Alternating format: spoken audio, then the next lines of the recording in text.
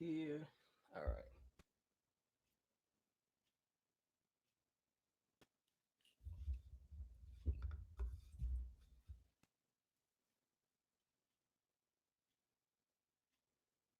Oh, did I make this thing public? I did.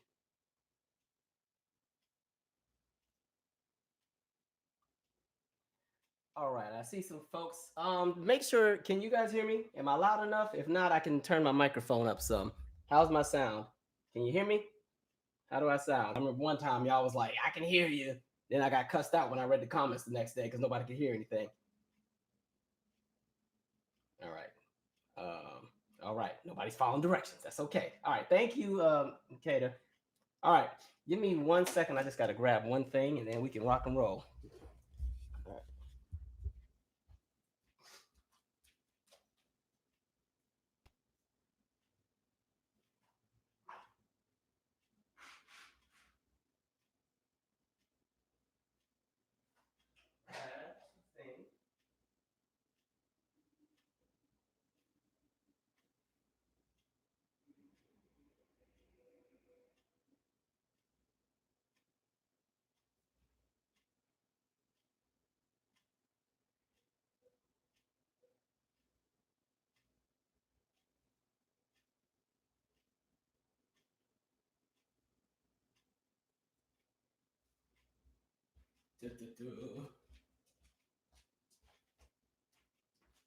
Boom. Squeezing in here. Gotta get my little back support here. All right, folks. Okay, so for some reason, I have like this eyelash that's like irritating the heck out of me. Like I have long eyelashes, and sometimes they kind of curl back and stab me in the eye. And so I'm trying to get it under control before I get this live video cranking, and this eye is just red the rest of the day. It won't be Corona. Like, all right, so we'll start in like a few minutes. Just letting everybody jump on. Let me get my little hellos in here. Who we got on today? Torre, I knew you would be on. By the way, guys, Torre has some new music out as well, so definitely check out his profile. Check out his Instagram. He has a lot of stuff out. I don't know if Lindsay is on here, but for those who live in Charlotte, she has a show. Let me see if I can remember the actual date. Her show might actually be sold out. She's been doing her thing over in North Carolina. Let me see. Do I have the link? Her show is, if you remember, I shouted Lindsay out during one of my shout out episodes. She has a show, and well, hell, it might be canceled with everything that's going on, but it's supposed to be a rally. So there's that. Chris V, another subscriber, has a project that comes out on the 13th. Definitely check him out. His handle is CRIV, or no, CRIS and then the letter V, something like that. I think I'm spelled it right. Anyway, let's see. Brother D, Jessica. Let's see. Everybody, Simone. Oh, I always recognize her as well. We're gonna start like right away. I don't want to stall too long. Thank you, Lil Y3D. She made sure that y'all could hear me well. Simone, I'm actually feeling okay. I know I kind of scared some of y'all. Some of y'all think I'm dying, but I'm not dying. I'm just we're trying to figure out what the heck is going on, but all should be well. All right, so jeez. Oh, Lindsay. Oh, it's canceled. Ah, okay. Well, I shouted her out. She'll reschedule and let y'all know. I'm sorry to hear that. You know what? Speaking of shows, man, we'll get to it in a second. But anyway, before I get into Corona, because I'm gonna let a few more people jump on. So I had jury duty for like the last week and a half. I just want y'all to know that crap was not fun. Like I thought it was gonna be something that would be, I don't know, maybe because I watched too many sitcoms. I thought I was gonna get like a fun case and it was gonna be some make or break type stuff. I had a civil case, and so like normally I always get dismissed every jury duty because anytime they give me a criminal trial, the minute I gotta answer a question about police and I say what my 2 cents are, they're like, okay, we're good. We're not gonna need you. That's okay. God bless. Go on your merry way, and I always get dismissed. But this was a civil case, so I couldn't say I don't have a great relationship with police and get out of this one. I had to do it, and so it was like this case where some guy was suing his former employer for like $160,000, and that was just the bonus he was owed. He was already making like close to $200,000 a year, and they didn't pay him his bonus, so he was suing for it. I was like, "You rich people and y'all problems." And I'm sitting over there with my nonprofit salary, just watching all this. Like, I got to really be, in the jury for a week over this, some rich people problems. But it was interesting. The case was only supposed to last for one day. That thing lasted for 6. I was like, man, because it was supposed to be like in and out in one day. They just kept bringing all this new evidence. And then the day that I thought we would be done, I didn't pay for the parking garage. I just did some street parking for like 4 hours. And DC is OD about like street parking, especially after 4 o'clock. And where I was parked at, the meter would stop working at 4 o'clock because that lane would close for rush hour. And I couldn't get out, so they towed my car. I had to pay $200. I was like, this is the worst day ever. And then like when we finally got to our verdict, we were literally like signing the paper, like, all right, we out of here, let's go. And then there's that one juror who was like, wait, let's go over all the evidence again. I just want to see everything to be sure. And mind you, the evidence was like this stacked book, like this high with stuff. I'm like, really? So we spent 2 more days going through everything just for them to say, okay, I'm comfortable. Because I was looking at them like, really, we've been here for like 4 or 5 days. I think we've met, the requirements and we've all agreed. And they're going to go, this is somebody's life. I'm like, who are you yelling at? Like, what? I was like, oh, okay. Because I was about one step from, no, I'm not the one. Like we was already in the courtroom too. It would have been 2 court cases. But anyway, the little rich man got his money. I was like, whatever. But that was some foolishness. I was over that crap. That crap is not fun. I hope I don't ever got to do that again. And then I got cussed out by like 6 people that week because I kept canceling a few things just because I kept thinking the trial would be over in like a day or 2, and it kept going. So it kept stalling and messing up, what plans I had. Like I'm supposed to meet people at 5 o'clock for dinner, and we're not even getting out till 4:45. But it is what it is. Anyway, let's start off with. Can we just start with Corona? Let's just jump into that right now because there's a lot of stuff going on, right?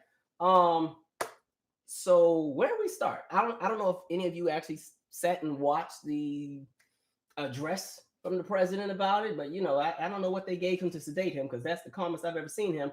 But yeah, so pretty much at this point, we know that there's about 115,000 cases globally.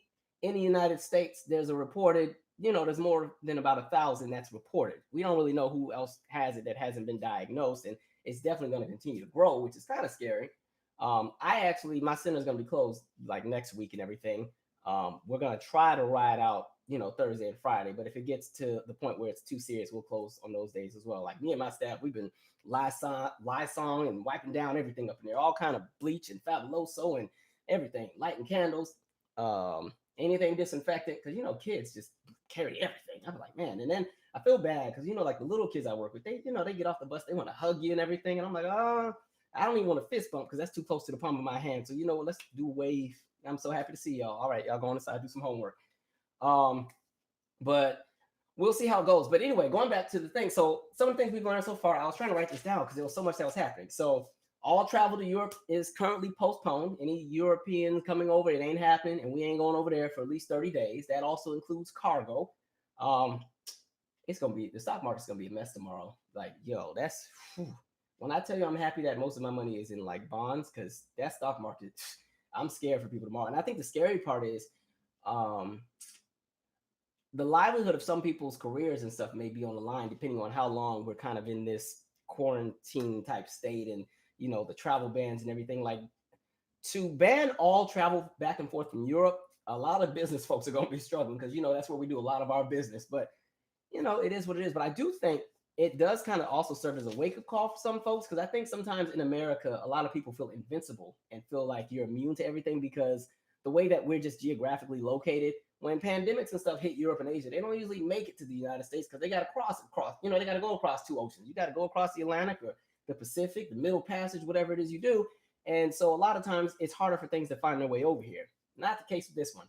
And so I just think, and I mean, we've had like swine flu and bird flu and H1N1 and SARS and what else? Mad cow disease was a thing. I think that was actually in the meat though. It's a whole bunch of stuff, but that's interesting. The scary part's gonna be people that like went over on like a trip somewhere and they have to be back in the United States by Friday, or they're gonna be stuck over there. My question becomes, what happens to the people that can't get over here fast enough and are stuck overseas? Like, what do you do when you run out of money? Or, your hotel reservation, it's a wrap because maybe you did like some kind of deal or something. Maybe there was a group on to go to Greece or some stuff, and now you don't have a way to get back, the flight. Because of course, there's going to be the rush of flights of people trying to, get in and get out. It's going to be a mess. I don't know if they thought that one all the way through. But again, I feel like the United States should have been on top of things a few weeks ago. Like when you saw that, because we talked about this on my last In the News anyway. That was 3-4 weeks ago. I know some of y'all are cussing me out because we haven't had one in a few weeks. But like, that was the warning then to kind of jump on things and get ahead of it before it gets to us. And so now it's like we're behind the curve. And so now we're in we're in the mode where we're responding and reacting to everything instead of being proactive. So now, hell, you don't know what's happening. And then when you see the stories of just things that people have done, they're telling all these people to self quarantine. The best story for me had to be the guy, I think he was in Missouri, and he was told on Thursday, okay, you might have it. Stay home, self quarantine, stay in your house and mind your business. What does he do? Him and his daughter go to the school dance. They got like the father-daughter dance. So he said, let me just go to the dance. And like at those dances and stuff, they have like the big bowls with the chips and the punch. I can just picture him going in there with the chips and just having him a good time and spreading that crap. And then everybody in there got it. Everybody in that dance probably got to be quarantined. And then like in DC over here, I don't know if you saw the story about like the church in Georgetown, and like the dude is doing, some of the Catholic churches and some of the other churches, they do the communion where they all drink out of the same cup. They take a pass it down and everything. And then the priest, like, he get the bread and he put it in the people's mouth and all. And apparently he had it. And so there's 500 people who've all been exposed. Now they're all quarantined. I'm like, this is a mess. Geez Louise. Like, nope. That's why, like, most black churches, if you ever grew up in like a black church communion, they had, if it ain't like the cup with the layers where you peel the little thing and take the wafer and pop that in and then peel the back thing and drink the juice, we ain't doing it. Ain't nobody drinking out of no same cup with 500 people. I think not, especially not in this city. A lot of rich people that live over here got all kinds of diseases. I'm just saying, they always think, when they talk about STDs, they always try to put it on people who may not have a lot of money, or they put it on black folks. But a lot of these like super rich, wealthy politician lobbyists, they got everything in the book. Just letting y'all know. But the NBA at this point has now suspended the season because one of the Utah Jazz players allegedly was exposed to it or has it. Tom Hanks has it. I'm like, this is... where do we go? Where do we begin? Hold on, let me see what you guys are saying real quick. And then like I know like in the DMV, they're starting to close some of the schools already. And then you've seen the stories with the colleges where they're starting to pretty much just close campus for a month or two, send the students home. And again, the scary part with that is if you're not somebody who's super well off and you don't have money to just, up and fly from Harvard back to, I don't know, back to Vallejo, California, you don't have a random, well, I don't know, the flights are $200 right now to go to the east to the west coast, but still, if you don't have that kind of money to just up and fly out of somewhere, it's kind of like, dang, what do you do? They forget that there's a lot of people who are college students who are also homeless. I remember when I was at Howard, there were a lot of students who didn't have a home to go back to, because while I was at Howard, that was the peak of like the housing crisis, and we were in the middle of the recession and stuff. A lot of my friends and stuff, they didn't have a home to go back to. So I'm imagining what that's like for students who are in college in 2020, and I don't know what the situation is at home, but that is a scary thing. But then again, it's like, well, do you want people to stay on a campus where it can just breed and spread? So it's a lot. I personally think this whole corona thing is something somebody made in the lab, because I'm getting tired of all of these like different viruses that magically show up, and they're always so extreme. You know what I mean? It's always, especially like Ebola. Remember Ebola? Ebola was so intense, like it would melt your organs on the inside. If you weren't treated within 2 days, you didn't have to worry about living. Just go ahead and make your arrangements now, because you ain't bouncing back from that one. And so it's like these random viruses are always so extreme, where they're highly contagious, where you just, just a whiff of somebody's breath, you got it. You know what I mean? And then the symptoms are so intense and people got to die. I'm like, what lab are y'all making this stuff in? Like, my goodness. Okay, my computer's doing something a little funky right here. What is this? Let's make sure my chat's not messed up. Can y'all still hear me and see everything I'm saying? All right. By the way, before y'all start fighting me, not all Catholics drink from the cup, because I think somebody's about to correct me. There we go. Yes, Dancing for Life, or Dancing Leaf 06. Not all Catholics drink from the communion wine cup. It's optional. The priest doesn't have to place it. Okay, thank you for sharing that. But yeah, at least in that church, I'm just telling you, the priest had the piece of bread. He was popping it in their mouth. That's all I'm saying. But yeah. Anyway, do I think it's the end of the world or the apocalypse? No, but I do think we're getting a wake-up call that we're not invincible to what happens around the rest of the world. Stuff like this happens all over Asia and Europe all the time, and in parts of Africa, and we kind of turn a blind eye to all of it, because I don't want to say we, but collectively as a country, the United States turns a blind eye to everything that doesn't include them. And so now you're finally seeing something that has hit the shoreline. Folks are losing their mind. I was in a grocery store earlier, couldn't find any water. I mean, I already had like 2 or 3 bottles, but still, like, hot mess. All right. Anyway, I said I was gonna read some comments really quick. Ebola had a patent on it. That sounds about right. And then Ebola, like, it had like 3 different it had like its own evolutions, because the Ebola of 2014 was different than the one from 2018, which was different from the one in the 70s. I don't know what they're doing. And then Tom Hanks, we talked about, somebody asked that I talk about him. Yeah, we kind of briefly addressed it. He was apparently in Australia. You know, he's doing a movie on Elvis, and him and his wife have caught it. I'm like, man, that's jeez. But you know, I think I'm like, yes, Vanessa Brown, I agree. Wake up call for humanity. I think we have to, and when I'm saying we, because I know some of y'all don't like when I say we, but I think collectively as a whole, people have to start understanding that when there is a crisis globally, sometimes just empathy or just being alert or aware of what's happening around you can kind of help to prepare. Again, I don't think we'd be in this state of panic right now had the United States government really tried to take it head on when it first happened. On top of the fact, not to diss y'all favorite president, but you know, he went and he got rid of the pandemic response team in 2018. You know, that was created after Ebola. He got rid of that. And so that didn't exist. He cut funding from the CDC. And you know, look where we're at. We don't even have enough kits to test everybody for the thing. And so now you're watching, it's a mess. They also told us, you know, if you got family members in the nursing home, don't go visit them unless it's something serious. Just leave them alone. Let them stay home. They're going to watch Judge Judy and be fine because they don't want you spreading stuff. And, you know, I have to kind of reevaluate. I was going to go and surprise my grandfather for his birthday. His birthday's in May. I was going to fly to LA and surprise him, just show up at the house on his birthday. But now I'm like, man, okay, that's a stretch. Because even the other scary part about it is people who are catching it don't know that they have it right away. And so I don't want to fly over there and maybe God forbid, you know, maybe I catch it or something and I don't know. And I'm over there shaking hands and hugging and we chilling, watching Matlock and everything. And then I come back to DC and find out he got it and I got it. That would be a mess. So I don't want to, you know, spread it. All right, what else are we talking about? Shutting down the schools. Okay, let me ask you guys, when it comes to shutting down the schools, now I know that at least the county that some of my kids go to school in is like super wealthy, and they're so wealthy to the point that they can just shift over and go to online classes. Like the kids all have laptops. I was like, y'all little rich suburban kids, and they want to be hood so bad and got laptops. Every student got a laptop. I was like, okay, but what is like for those who do not live in an area where there's that kind of availability when it comes to resources? Like, what are the schools? What is the option that they have if they're closing? Does anybody, y'all can just jump in on the comment section. I'm gonna kind of jump in here. All travel is banned from Europe except, and yeah, Harold Brown, that's a good question. Because you saw that too, even with the travel ban from Europe, it's not the UK that's no disrespect to our people in the UK. There's a lot of you guys here, but you know, the UK, the travel ban doesn't exist for them. But you know, a lot of people just travel through the UK to come to the US. Like when we lived in Italy and we moved back to the United States, like me, my dad, and my brother, we flew to Belgium and then flew to Atlanta. My mom, because she left after us, she went to London and then flew to Atlanta. So it was kind of like you could just go through UK. So okay, um, I don't know. Yeah, I'm kind of glad I don't live in Italy right now. My God, they got like 60,000 cases. Crazy. Alan said his university has online until the end of the quarter. Are you at UW? I know you're in Washington State. Which school are you in Washington? Um, and yes, Tanya, exactly. If schools are closed but parents have to work, there's a conflict. Everybody can't afford childcare. Exactly. And then the sad part is, you know, like even in my realm, because I work in the after school realm, if the schools are closed, we're going to close too, because it's kind of like if they're closing the schools because of the threat, we can't take all the kids at our centers either because it's the same threat. You know what I mean? And so it kind of just sucks. It's a lot. I feel bad. And I don't think they thought this out as far as the decisions that have been made. One, tomorrow morning is going to be a disaster with the stock market when we all wake up.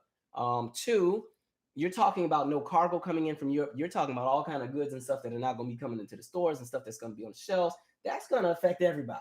And I know Mr. President was talking about, oh, we got all these kind of reserves and we got money for this. And we're going to have, you know, small businesses can get a low interest loan. I'm like, dang, so y'all, all right.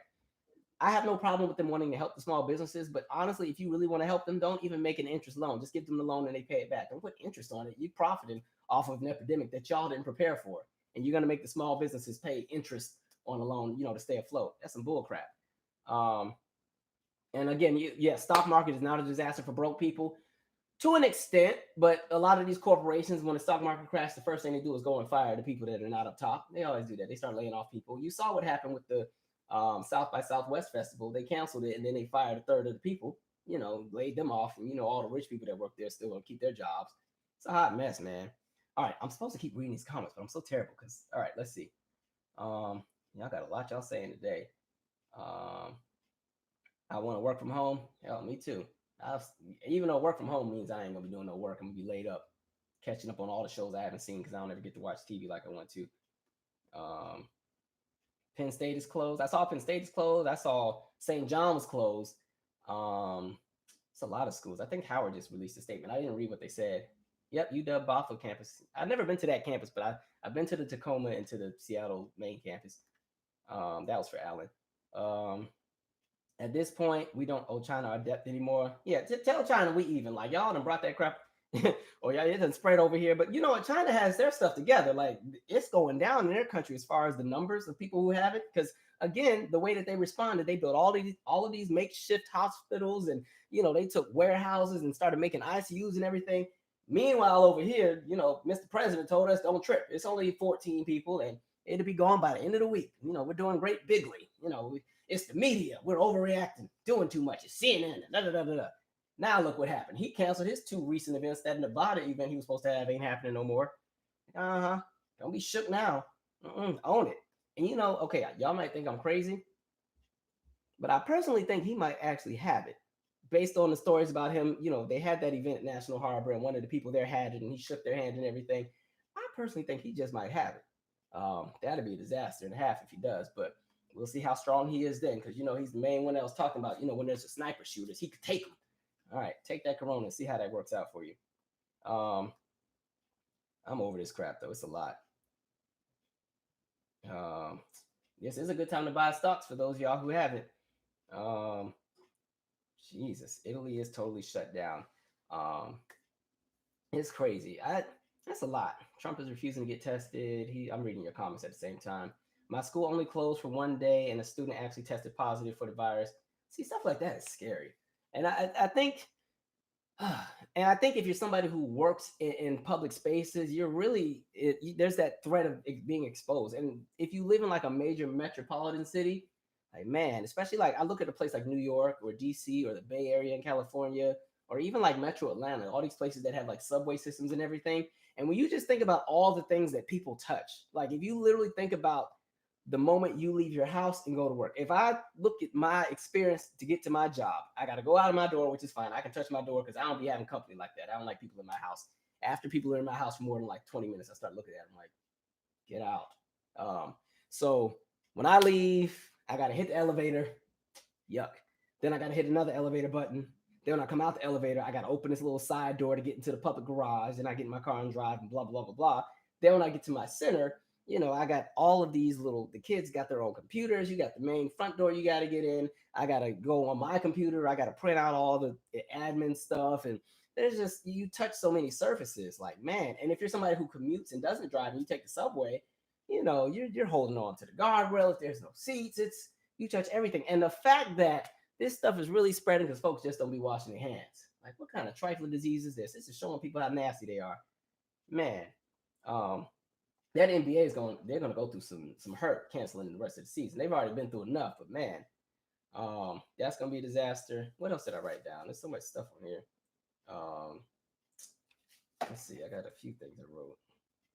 It's a mess. We'll see how this goes.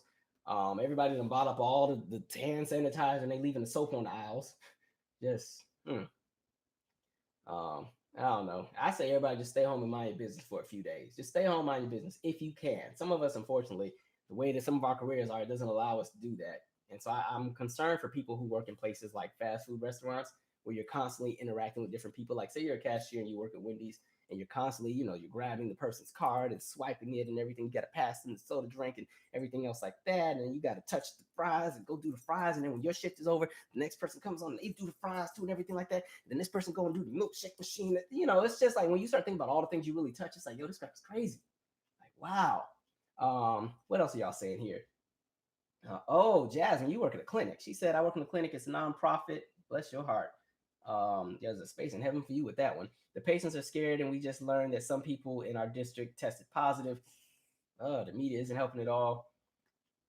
So far, like at my center and in the area, nobody in my area has been affected, but there have been people that have been affected, like at the military base, which isn't too far away, which means it's just down the street from us. That's still scary.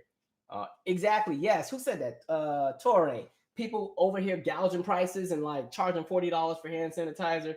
That's the sad part about capitalism. You see how crooked people are for a check. People will do anything. Again, we always talk about integrity and wealth and the way that people will literally just forget who they are or do anything in the name of a check just to get some quick money, which I think is a terrible thing to do. Terrible. You have people who are actually vulnerable and you trying to get a quick dollar as if you won't catch something from the dollar that they give you, that physical dollar they give you, as if you won't catch it from there. But trifling, trifling. A lot of you guys work in public service. Simone, you said I work in public service, and yes, it's scary, but I'm hand sanitized. Yes, hand sanitizer, hand wash breakdown.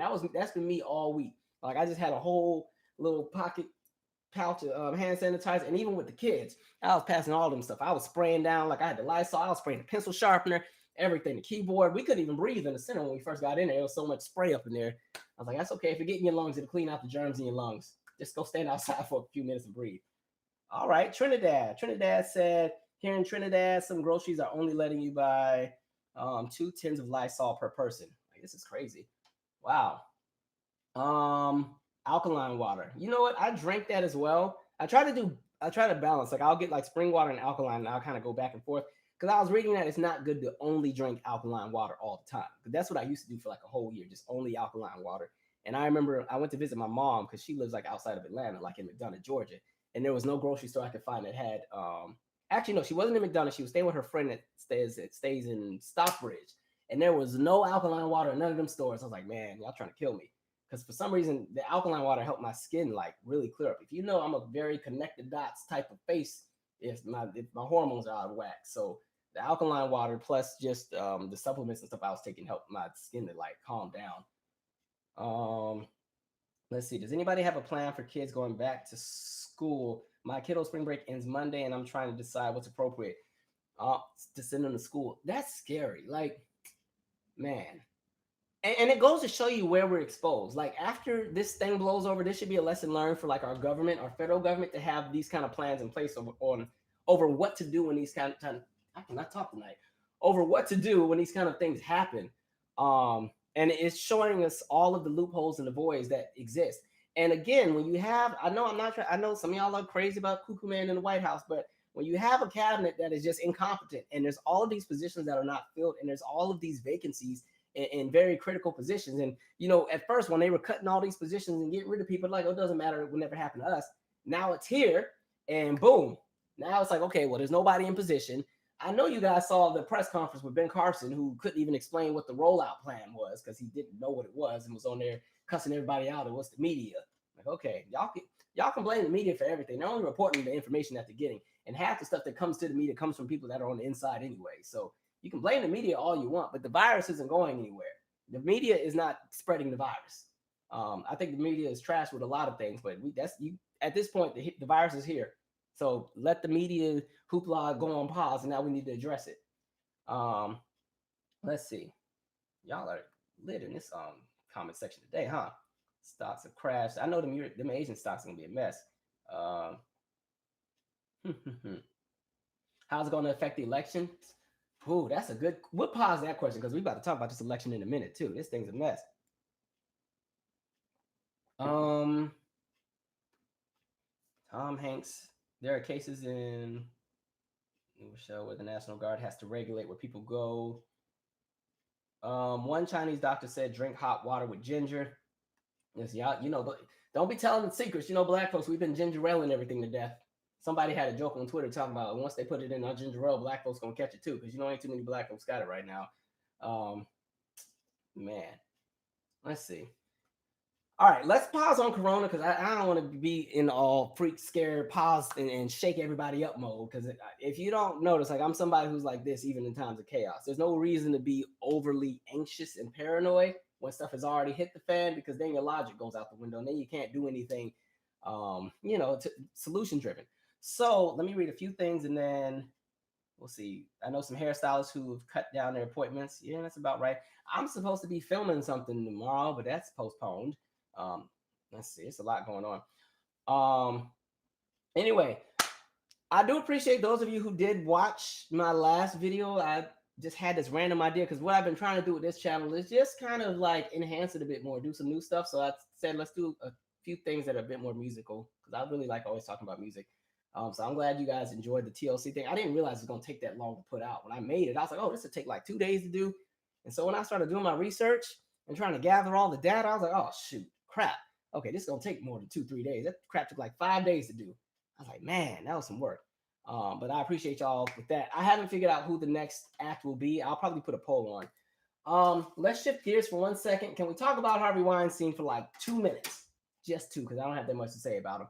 But he was, as you know, he was already convicted with, a few of the charges. And I really thought they were going to only let him do like 5 years. I thought he was really going to kind of escape. But no, they gave him 23 years.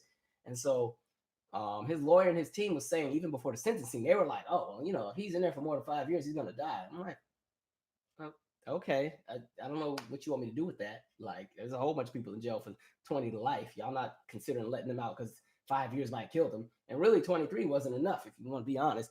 But, so he'll probably have another stroke or heart attack, or he'll be on that walker and everything. I don't think he's getting out on this one. And he still has another case in California he got to go to. So enjoy that one. See, that's what happens when you play dirty. All right. That's a hot mess. Maybe it'll be interesting. We'll see what happens in regards to R. Kelly. His stuff. It's scary watching R. Kelly's because they're still adding charges with him. I'm like, yo, this thing is wild. We'll see what happens in his case as well. But yes, Harvey Weinstein, good riddance. Get up out of here. Let's see. You guys are asking me so many questions. I can't even get to all of them so fast.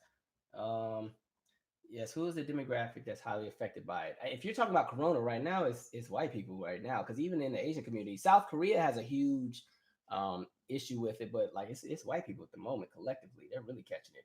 And I wonder if that also plays a role into the fact that the country is still very segregated.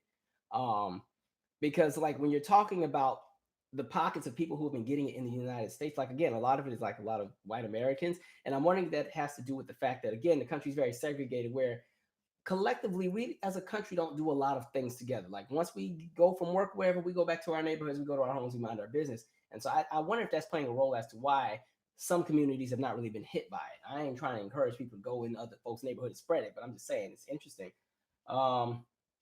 Somebody said, will Gail be interviewing him? Gail ain't interviewing no Harvey Weinstein. They about to act like that mess didn't happen. Have I talked about Megan Thee Stallion's contract? Oh, I did want to talk about that. I guess with her situation, again, it's the contract that she was given is a contract that new artists get. When you're a new artist in this game, because there's no guarantee that you're going to pull records, a lot of times you end up with some crappy contracts. And a lot of times when you sign on to like the homegrown label that's in your hometown, or your cousin knew somebody that had, a label, you sign with them, and then I don't know. It's a mess because apparently she was signing she was signed to the local label she was at. I forgot the name of it. It was like a number or something.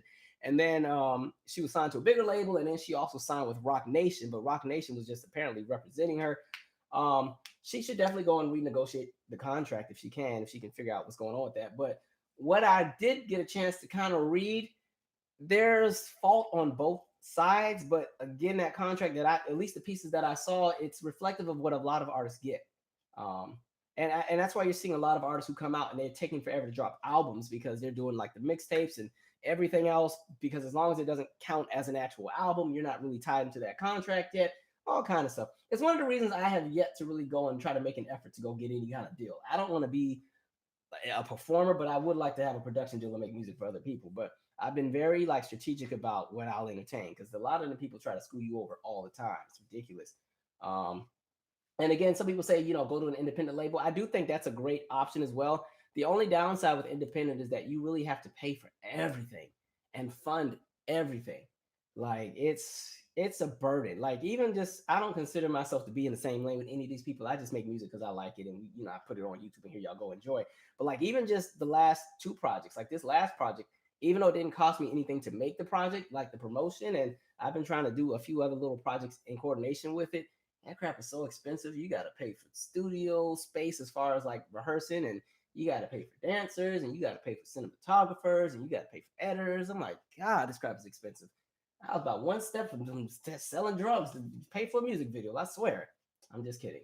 Anyway, but yes, read the fine print, like Torre said. But again, sometimes that fine print is literally like a book like this thick. Well, this ain't really that thick. But like, it's like 70 pages of stuff, and it's always written in some language that nobody can understand.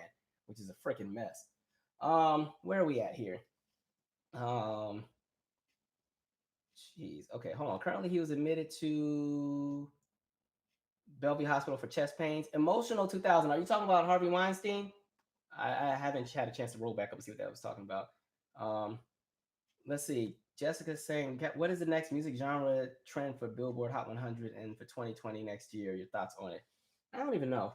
I do think, I think pop music slash EDM is going to definitely make a comeback by the time we get into 2021. Um, so we'll definitely see. Um, what else did I write down on here? This is kind of a very spur of the moment live. I really wasn't planning to go live. I was actually about to go to bed, and I was like, I saw Mr. President say his stuff. I was like, well, let's have a chit chat. Let me ask you guys, like, do you guys think? Because I was talking to a friend about this. Like, again, I said this earlier. I think a lot of these diseases are like they're like made in a lab and just kind of sprinkled around, and they test the waters, and then they just kind of see what happens, and it's a great way to create jobs and build economies by going into like the pharmaceutical worlds. Like, do you guys think that some of these viruses are like man-made? Because it's just weird that none of these are ever anything that's like naturally occurring. Because I feel like before we started getting all mixing all kind of chemicals and all that other crap, most of the viruses and stuff that spread, you could usually find a way to cure quickly. Minus like the Black Plague, that crap just kept spreading and spreading, but it missed Africa. Africa was like, nah, we ain't got it, not over here. But like, I definitely think something's off. Let me see what y'all are saying. Y'all are saying yes, nail on the head. Definitely believe it's man-made. Somebody said American artists are going K-pop companies. Okay, hold on, we'll pause on the music for a second. Corona's man-made.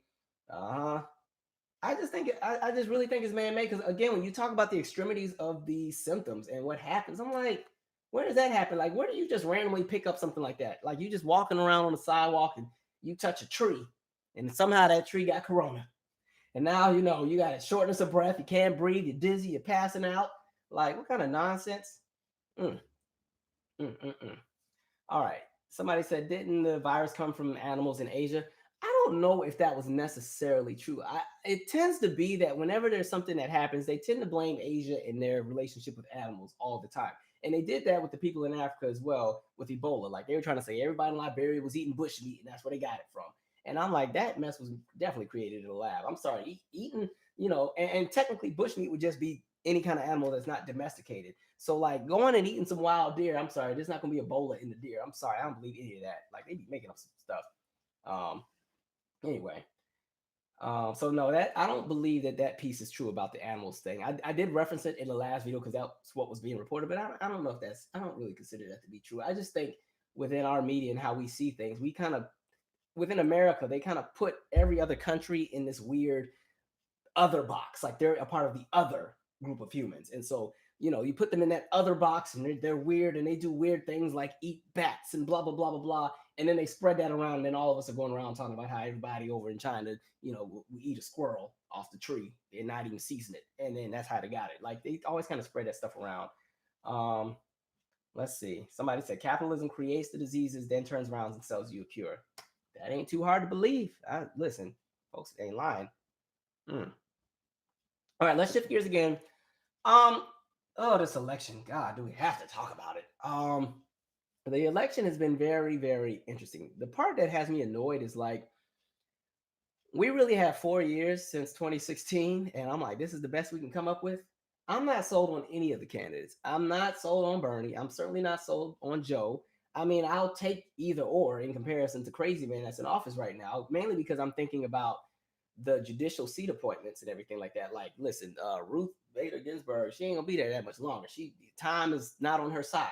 So I don't think you want a country where Trump continues to appoint people. And it's not even a thing about Republicans versus Democrats, but it's like sorry folks, but Trump is just in his own world. And even the people that you watch him appoint are never even qualified. Like I look at Betsy DeVos, whatever her name is, and I think that's the most triggering one. Maybe because I work with kids and work in education, and I've seen just all of the foolishness that has happened with that. And even the fact that the administration, they cut the budget on the free summer lunch program. Like, what the hell? Like, that like 1 in 5 children in this country go to bed hungry. And so something like the free summer lunch program is something that helps a lot of kids get their meals because some kids only get to eat at school, which is another thing that's scary with them closing the schools because of the virus. Some kids are really not going to get a meal. And so when you have an administration that has no problem cutting that because they're saying we're spending too much money, but they have no problem. We just somehow had all kind of money to go shoot off some missiles in Iran and almost go to war. We were ready. We had money for that, but there's no money to feed the children. You know what I mean? There's no money to make sure healthcare is where it's at. We don't even have enough, ICU and emergency rooms if Corona really, boom, spreads like it should. We're 100,000, rooms short. So stuff like that is like, come on now. So with the election, I'm just like, I need us to get this together. And I know a lot of people are disappointed because Bernie has been losing on one side. So all of them, we just ain't gonna vote, or we'll vote for Trump again. I'm like, okay, that's the privilege jumping out. If you're gonna vote for Trump, who has a totally, I understand not liking Joe Biden because I don't like him either. I don't know why he ran. I'm like, y'all, and he one step from dementia. Bernie got heart attacks. I'm like, we couldn't get a few people that were just a little younger. I'm not an ageist. I believe anybody can be whatever they want to be, but I wish that some of these people who ran would have kind of groomed their own protege that would have been in their 50s or even early 60s or even in their late 40s, who would be young enough to really have the energy to push and really drive through some of the ideas that they have. I think with the recent candidates, I personally think Warren had the best campaign. I didn't really care for her either, but I felt like she had the most organized campaign, and I felt like she had tangible ideas and things that were written down, things she wanted to do. Was I 100% sold? I was still on the fence with everybody. There's nobody currently running that I'm riding with. I'm just kind of looking like, man, I'm like, damn, November's going to be a hard day because I'm going to have to pick one of these people. My God. I mean, I don't have to pick one of these people, but again, I just need crazy man out of office. And again, when it comes to the Supreme Court, the additional judicial appointments and everything like that stuff plays a role. This is going to be stuff dealing with budgeting. And as a millennial, and I'm also thinking of the generation that comes after me, we're already in for, I don't mean to cuss, but we're already in for like a shitload of stuff in our future based on things that have happened in the last 20 years. And so we can't continue with business as usual on either end of the spectrum. The Trump shenanigans got to go. But even with somebody like Biden, who's kind of running on like a business as usual type of campaign, I'm like, I hope if Biden gets in there, I'm like, I need his cabinet to be on point. That's the other thing. I don't have hope and faith in one candidate. I don't have it for just Bernie or just Biden or whoever else is running. It's like, okay, you're running, but who's going to be in your cabinet? Who's going to be your Secretary of State? Who's going to be your Secretary of Defense? Who's going to be this? Who's going to be over energy? Who's going to be over healthcare? Who's going to be over education? Like all of that plays a role. So even if you don't even like the candidate, if they have a strong enough cabinet, it doesn't even matter who the candidate is anyway, to be honest, because they can't do much without Congress. Most of the time. But again, after this administration, Trump just been able to do whatever he wants. They subpoena folks and he go, well, they're not going. I said they ain't going. Well, you got to send us your tax returns. Nope, not doing it. Nope, I'm under audit. I've been under audit for 5 years. Like, okay, whatever. So the election, I don't know. But I do think people have to, do I want to say that? My thing is this. I'm going to speak for black folks, or at least I'm going to speak for me. Y'all don't got to agree. But I just feel like with every election, the part that sucks is Black people as a collective are always collateral to the decisions of what white America decides. That's the part I hate about our political process. You see all of them like pandering for the Black vote right now and everything, but they're doing that because they recognize that this country is so racist that they can't even count on the moral compass of white America to go and make logical decisions, because they already know that there's a strong chance that current cuckoo man is going to be reelected. And so that they have to run to Black folks who are like, we've been trying to tell y'all since Reagan that all of this crap is crooked. And so now they're trying to get the Black vote, like, oh, we need the Black people to, they'll save us. And I'm like, dang, we tired. Y'all, we've got to save everybody and we get nothing in return. Now, the darn thing, none of these candidates have a real Black agenda. That's my beef with both of them. Of course, we know Biden is flawed with the crime bill and a whole bunch of other stuff. That's one conversation. But even with Bernie, like when I try and I look at what his platform is with Black America, one, I don't like the fact that every Black American is not poor and every Black American is not a criminal. So yes, criminal justice reform, I'm all for that. Yes, I'm all for helping to fix the wealth gap. But my beef with Bernie is that anytime you address race, his response is always, he refers back to poor working white Americans who are struggling. His ideology, from what I've heard, y'all can correct me, those of you who are Bernie bros, whatever, his correlation is pretty much, if poor white Americans can finally get on their feet, they'll stop, the racist issues in the country will go away. I'm like, no, it's not. And then I'm always like, well, what's been going on? Who lives in Vermont? Any of y'all live in Vermont? Has there been revolution in Vermont? I would just like to know. And I think something that kind of pissed me off was like, a lot of older Black Americans have been catching it from younger generations, especially like white liberals that are like 22. They're like, oh, those stupid Black, well, they ain't say it like that, but you know what that's what they meant. all those black people in Mississippi voted for Biden and blah, blah, blah, blah, blah, blah. I'm like, okay. And then again, it's like those people that y'all are trying to fry because they're 70 and they're going to vote for Biden and they're going to vote for what they know. They know who Bernie Sanders is. He's been there for 50 years. They're just not impressed. And so, of course, there's going to be a generational divide. Now, I believe Bernie Sanders did say he did have a conversation about reparations, but I think his conversation was similar to Joe's, where it's like, well, let's do some research. I'm like, yeah, I'm going to be researching until I'm about 90, huh?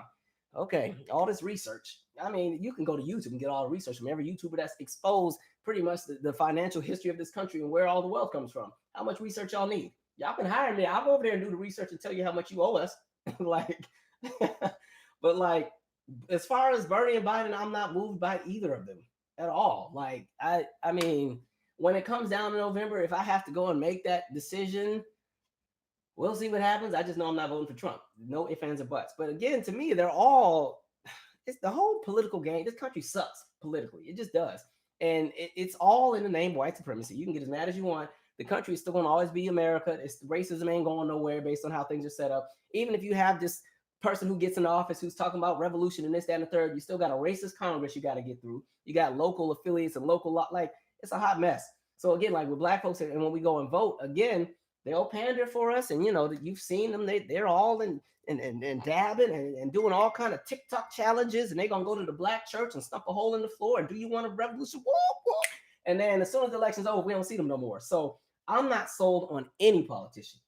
I don't put my faith in any individual. I want to see like what your policy is. I want to see what your history is. And again, I think both candidates would definitely be better than crazy man that's in there now, because at least I know both of them will have a top-notch cabinet, at least the cabinet to be together. If Corona were to hit under a Sanders administration or a Biden administration, I'm certain it wouldn't be to the extent that what's happening right now as far as how we responded. But like, I just, I can't, man. I'm not excited about the election. And again, we had since 2016. As a matter of fact, listen, it's 2020 right now. Y'all go ahead and start mapping out 2024. Please find a candidate that has no terrible background. Like when you dig them up, it's not going to come out that they were racist and that they used to be a member of the skinheads and that they used to be a person that posted on Fortune all day. You know, that little racist website that always comes and tries to hack my YouTube channel on occasion. Like, you know, they didn't go and they don't have any crazy tweets from 2010 where they said black folks are this, that, and the third, or Asians are this. So please, like, have that already together. Make sure they haven't cheated on their wife or their husband with 15 people and got babies. Have all that together, please. So when we get to 2024, we ain't got to deal with all this. Because listen, 2024, no disrespect, I don't know if Bernie or Biden will still be here to run. And at that point, like at the age that they're at, like I'll just speak for myself. I would never want to run for president in my late 70s. Because you've already lived, you've done everything that you would have wanted to do. Like, enjoy the fact that you're still here and you're able-bodied and that you're functional. Like, you know, spend that time with your family. Why stress yourself out to be the president of a country of 330 million people that's already hard to govern? You're trying to kill yourself. Like, can't do it. Like, and because some people are going to say, well, it's ageist and you're being, you know, you're not being fair to older people. It's not even that. It's just like, the part that also sucks is the decisions that people like Trump or Biden or Sanders are going to make, they won't be here in 10 years. And it's going to be us that have to live with the residual effects of whatever's decided. Just like when you talk about the economic crash of 2008, that's the residual impact from everything from Reagan onward. So some of the policy that Reagan had going, and then some of the stuff that Bush 1 had going, even some of the stuff Clinton did, and Bush 2. Like all of that played a role into what happened by the time we got to 2008. So even though we're not really feeling the effects of like the current administration, it's going to hit us eventually. And so you want to make sure that whoever is in office is somebody that is thinking long-term and not just about themselves. That's why it's hard for me to do Trump. Like, you know, the whole racist piece is one piece, but hell, every president's been racist. That part don't even shock me. I expect that from the president at this point. But with current man in office, he's just not logical. And the minute I saw him make that tweet that time where he was saying, well, yes, I know the climate is going on and it's not good to do the drilling with the oil and blah, blah, blah, but jobs. We need jobs. I'm like, yeah, all right. Okay, there's that. Again, capitalism got in the way. When money starts getting into the way of the overall well-being of people, when it's just about meeting a status quo and a bottom line, and it's, I don't know, you just lose focus of what is really going on. And I think that's why so many Americans are just like over it. There's that excitement is not there. Even when you talk about the younger vote, voters came out in these primaries, but not to the levels that they thought would happen. I think a lot of young people, in comparison to some of the older generations, have just, with this age of information, people are just like, nah, we see through the BS. You can't fool us. Even like Okay, all of the recent Biden endorsements had me a little baffled. I was like, what the hell? Like, all right. So I'm like, Kamala, she and I have like that's where I am with Kamala. But it was like, you ran on the fact that you couldn't even get to school with the busing because Joe Biden was so racist back in the day, blah, blah, blah. And now y'all best friends. Cory Booker's foolish behind and went on there and said Joe Biden is an honorary black man. I'm like, y'all always want to give somebody an honorary black pass. Like, get out of here. Stop doing, like, no, ain't nobody no honorary nothing. No, stop doing that. And then again, you are not the gatekeeper of blackness, Cory Booker, because you couldn't even do the little Kool-Aid all in the flavor joke right during the debate. Talk about there's a saying in my community, you're all up in the Kool-Aid and don't even know the flavor. I was like, oh my God. Like, what? You don't get to speak for me. So like, no, can't do it. And then even what's the Asian guy? Yang endorsed Biden. I was like, y'all talked all this trash in the debates, and then y'all want to all be friends. That's why I'm like, I need people to be transparent from the jump. When they always running, they should have just been like, listen, okay, if we lose, it is what it is. We're gonna ride with whoever. Because all of them were like, we don't know. We'll see how the campaign goes as it gets closer. And as soon as they realized that Biden had a shot, all of them, or Bernie had a shot, they're like, Biden. I'm like, this is a mess. So we'll see how this unfolds. Again, I'm not crazy over either of them. I mean, I'll take either or over Trump, but that's still not much. It's like, how do I word this? The way that I look at the election is like this. My favorite food, my absolute favorite thing to eat is this dish. Some of you may have had. It's called like trout almondine. It's like you get like this trout. It's like sauteed with the nice olive oil and the butter and the garlic and everything like that. And then you get like some like shaved almonds, and you kind of cook the almonds in the oil and the butter and everything, and sprinkle it on top of the fish. And it's like it's a perfect flaky. Okay, that's my favorite food. So for me, that's what I want for president is that. But it would be like your girlfriend is like, okay, dinner's ready, and you got SpaghettiOs, you have a cup of noodle, and you got corn dogs. Now I had a taste for trout almondine, but I got to choose out of one of those three. That's what the election feels like for me. And again, there's no perfect candidate. Every candidate is going to be flawed. We understand that, but it's just like, I don't know. America has to definitely do a refresh, because again, I already think the country's been in decline to begin with. So it's kind of like you really gotta shift what it is you're gonna do, and you can't bamboozle people. People see through the BS. That's the other thing. I think one of the flaws with somebody like Elizabeth Warren was like, because she was really trying to get the younger vote, which was going to be hard for her anyway, because most of the people who agreed with her policies were already on Team Bernie. And so with her doing, I'm going to take 100,000 selfies, I'm like, symbolism is cool, but symbolism is not tangible. And I think that's one of the things we learned about Obama. As much as we were all excited when he got in, and I still get a kick out of seeing some black folks in the White House. And I'm not gonna lie, I used to love seeing Michelle Obama on all the talk shows, and I'm like, yes, you better do it. They got black, black president, black wife, even the dogs are black. That's what I'm talking about. But again, when you go back to Obama's presidency, there were some things that were done, and I think he did a decent job, but a lot of it was also symbolism. And so you saw that it was extremely easy for the following administration to kind of go and just seam with everything that had been done. Everything. I was like, damn. Like, when you look at how much Obama stuff has already been reversed that quick, I was like, dang. So what do we do the last 8 years? Like, that's all of that's undone. Like, Obamacare is barely holding on. I'm like, you got the student loan forgiveness program is pretty much gone. Like, crap is crazy. And then the funniest bit, which I always found funny, with white people and their hatred for Obama. I'm like, he did so much more for y'all than he ever did for black people. Not to try to tear the man down, but like, white people benefited extremely well under Barack Obama in comparison to us. That's all I'm saying. You would think that they would have been kissing his feet, but I'm like, they were so disgusted that he was in there. They said, oh, we're going to show the rest of y'all. Let's put the crazy man in there. And meanwhile, black folks, we got to be collateral to everybody's decisions, but it is what it is. All right, let me shift gears. I don't like talking politics on this channel as much, just because it's a headache, and then I got to cuss people out in the comment section later on. All right, we've been talking. All right, somebody said, why is my thing to scroll? Why is TikTok making a #1 hit on the Billboard Hot 100?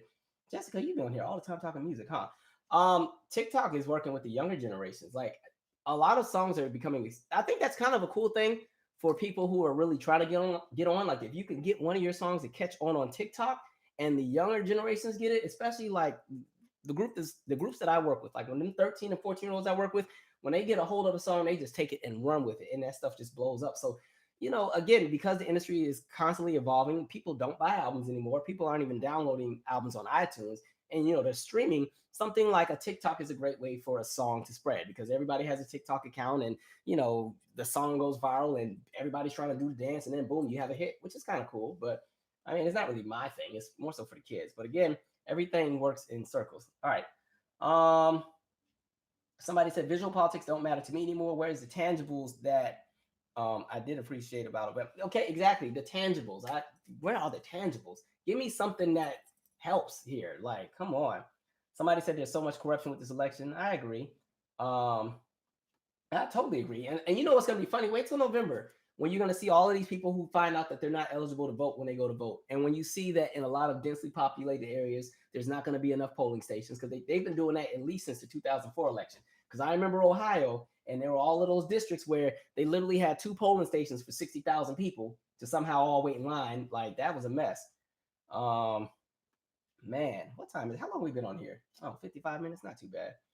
All right, I'm gonna scroll up and kind of read a few comments. Okay, Martino said Vermont has healthcare. Okay, can you expound on what kind of healthcare they have, like what it is they have? Like, I remember like Romney had like the Romney Care in his state, and that's kind of what like the Affordable Care Act was based around. But for those who are in Vermont, can you expound on like what would be the difference between healthcare in Vermont and the rest of the country? Like I said, I'm not sold on either candidate, but I'm also not 100% against, you know, hearing them out if they can just give me something tangible to kind of go off of. Y'all cussing me out about Bernie. That's okay. Bernie literally had a town hall to discuss black issues. No, he canceled the town hall about the black issues. He was supposed to do that last week or the other day. He didn't do it. I think he will do it, but because he went and was supposed to have the town hall, there was no black people there. It was a bunch of white folks. So, I don't know. Let's see. I'm scrolling. God, there's so much. I can't read all this right now.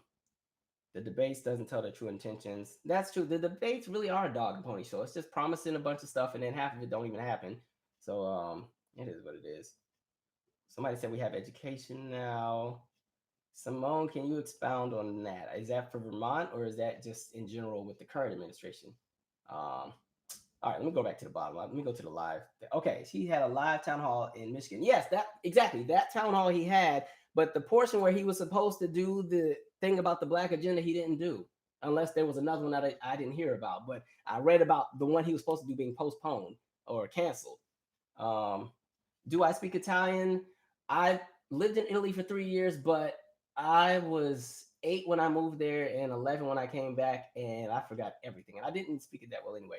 It's literally on his YouTube, and there are black people on the panel, Calvin. You are wrong. Listen, you can go. Listen, if you want to die on the hill for Bernie, go ahead. I'm not going to fight you. But again, I'll pull it up right now. The thing with Bernie is just like, again, he's telling the same kind of talking points you're hearing from a lot of people. Bernie's thing is this. Bernie wants to be the revolutionary for the whole country. Cool. But the issue I have is that black people are not anywhere near the forefront of that. His core base is working class white voters. That's who he's going after first. And then everybody else is supposed to hop along and go in for the ride. Cool. I'm going to the YouTube. Let me see. Hold on. Let's go to it. Y'all about to cuss me out over Bernie. Listen, y'all, you better hope he got a protege while y'all doing all this. Anyway, let's see. Bernie Sanders. Town hall. Cuss me out. We'll see what he say on Sunday. What's his channel called? Is it under his name? Bernie has a disdain for black people. He had 4 years to draw on black voters. He doesn't care. His policies will help white people. No disrespect. Also, you might want to look at the crime statistics in his state and how many black folks are locked up. That's all I'm saying. Anyway, let's see. Bernie Sanders. Here we go. All right. Okay. I'm not gonna sit here and clearly watch this on the channel, but campaign update from. We'll do this because I can't sit here and watch it right now because we're live. I will definitely go back and watch. Who's the person where I'm already. Wait, who's the person I was talking to just a second ago? 020 CT Marie. I'm gonna go back and watch. All right, and I'm gonna follow up with you. You better be right. Otherwise, it's gonna be World War III on this channel. No, I'm just kidding. One more thing I'm gonna say about Bernie, and then I'm gonna shut up on him. My only last beef is this. What I'm seeing, and I don't know if you're noticing this either, but a lot of people are like going out of the way to tell black folks how stupid they are for not voting for this man. And I have not said I'm not voting for him, but the thing is this. I don't need any white man telling me what another white man is going to do for me. Because based on the history of this country, y'all are like 0 and 609. So again, and for me, yes, please post a link. I would gladly appreciate that. I will gladly watch it as I go to bed tonight. Thank you. And by the way, this is all in love. There's no like, I'm not mad or anything. So please don't take it as me wanting to fight with nobody. I'm not that pressed. But like, again, something doesn't fit right in my spirit when I see like a whole wave of like white men who are going so hard for this person, because I recognize that collectively they don't see it for me like that. So I I see the revolution, but it's like okay. Did you send me the link? Oh, you talking about you? Okay, you can be right. Just send a link. Give me the tangibles. Anyway, um, let's see. None of them going to the town halls because of coronavirus. People are going to be on corona. So you have to update your YouTube media. They did, but okay, I get that. But the town hall was still filled up. There was still a lot of people there. So even with that, there should have been like some sample size of somebody. That's all I'm saying. Okay, I appreciate that, Maria. I'm glad you understand. We're just here. This is all in love. This is healthy conversation. All right, no hard feelings. Somebody asked me, what are my thoughts on the baby situation? He need to keep his hands to himself. He can't be hitting on everybody. This is not Bernie Mac in head of state. You just can't be going slapping everybody. My goodness. Anyway, but like I said, when it comes to the election, whoever the nominee is, if it's Bernie or if it's Joe, for me, I will take either or over Trump. I mean, and I think the two of them have very different platforms. I kind of align more with the things Bernie would like to do. I just don't feel that he would be able to get it done, unfortunately. But I totally agree. I think college should be free. I think healthcare should be free. I think education, as far as like Head Start and all that, should be more of an option. I think when you're talking about the higher minimum, I agree with all that. Like no ifs, ands, or buts. But it's, I don't know. I just hope they have a good strategy with all this. You know what I mean? And again, I don't put all my faith in any politician, because you will always learn the hard way. They come in with the purest of intentions, and by the time they go through the process, they're so bought out, and you get a shell of what's there. That's one reason I would never go into politics. Like they would probably have me so corrupted, even though my heart would be in the right place. They probably have me in a bind with something. I don't know. I'd probably have a family member that got some disease or something, and they'd be like, well, you know, unless you go in and support this, the hospital in which your family member is in, well, they're not going to treat them. Then I got to go up there and be like, all lives matter. Y'all ain't about to have me sell out. Nope. All right. Oh,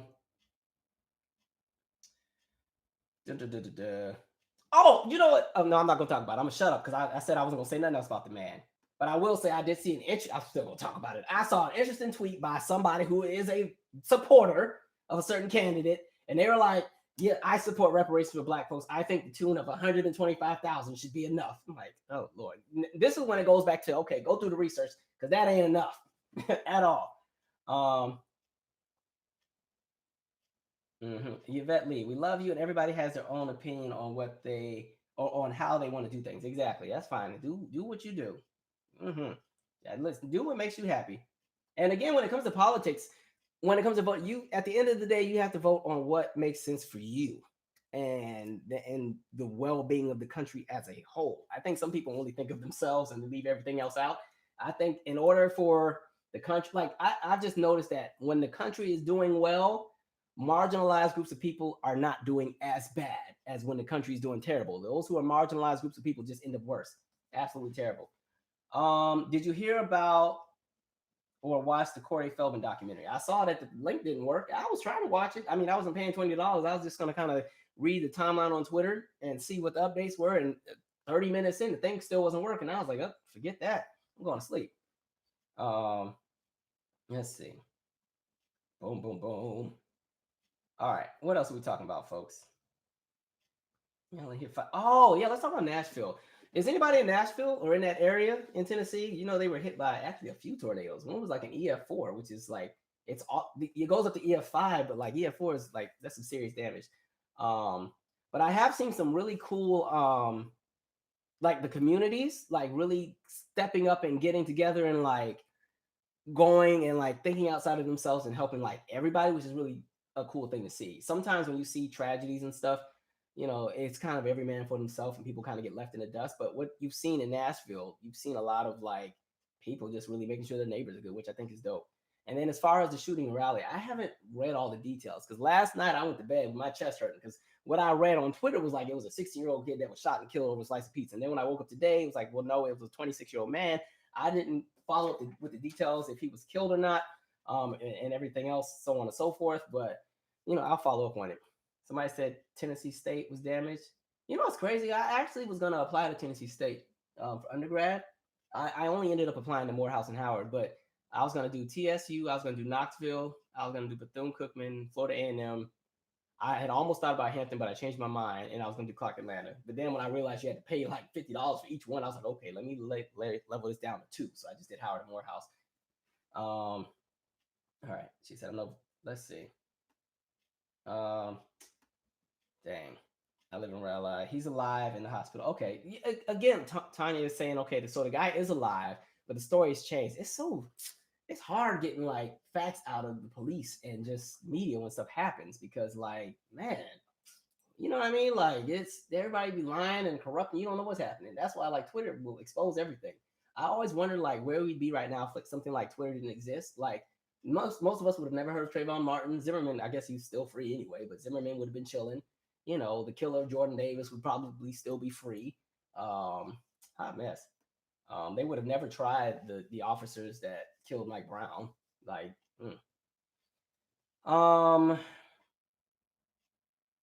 right. Somebody said that's what they're doing now. Telling blacks we are racist when we try to empower our own community. Honeypot. Oh, boom. I was gonna do a video on that, but I didn't get a chance to.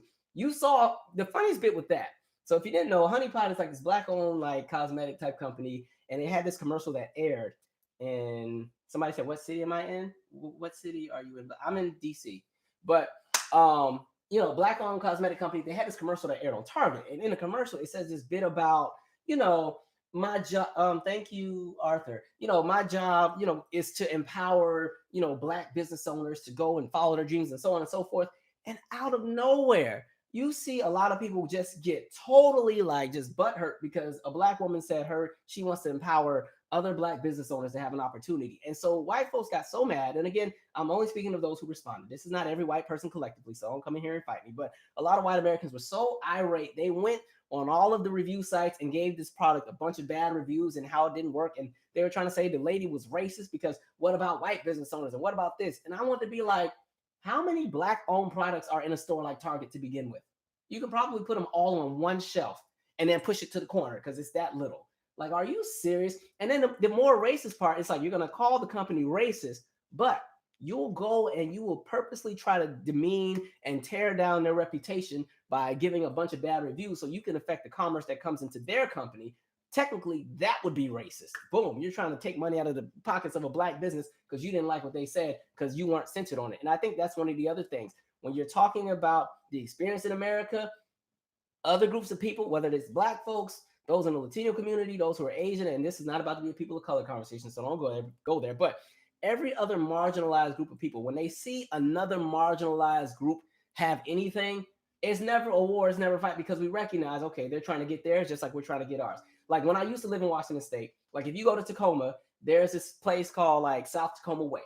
That whole side of town is like Southeast Asian. Every business is from Korea, Vietnam, Thailand, Cambodia, China, Japan. Like the signs on the businesses are not even in English. You just know not to even go up in there. Just drive, mind your business, and you might go to the restaurant and get you some nice food, but you're not going to go in any of the business. You just know that that's their side of town. That's how they have their livelihood.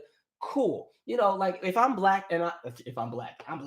When I watch TV, if there's a commercial that's in Spanish, it doesn't bother me because I recognize that there are people here who don't really speak English and that there are some people that are going to be marketed to something. However, if your experience in this country as a white person, when you literally like everything has been centered around your experience, when you see other groups of people have anything that you automatically are not a part of, you don't feel included. And all of a sudden, because it's not centered around you, it becomes racist. That's the response that people gave to Honeypot. I'm like, really? Because think about it. As somebody who has hair, the experience of finding black hair products, especially when I used to still live in Washington State, they had that one shelf black hair products. And mind you, half of them weren't even black products. They were just marketed to black folks, but they'd be made in Korea or somewhere. But like, we get the little shelf, like for those who are like natural hair folks or people who just do whatever, there's like, the black hair section in any store like this big. It's all we get.